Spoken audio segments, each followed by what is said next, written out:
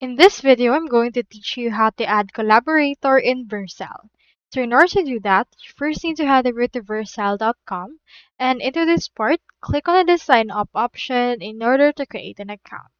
If you wish to sign up, create an account, and also create a project at the same time, click on the Start Deploying option. So let me proceed and log in into my account first because I already have it. Now here is the overview of my project. In order to add a collaborator in this, what you can do is you can head over and click on the settings option. You can see this right here on your left sidebar. Proceed to click on members. From in there, just input right here the email address of the member that you wish to send this with. I'll head over and input right here this. Choose right here the role of the member or collaborator that you wish to have. So in here, if it's typically added as a member to create deployments, manage integrations, and domain.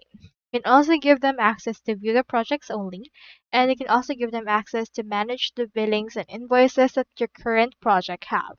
So just choose which kind of collaborator you want. So on my case, I'll choose member. After that, click on invite. Now click on confirm, and then they will be added right here. Now into this part, you can also click onto this invite link.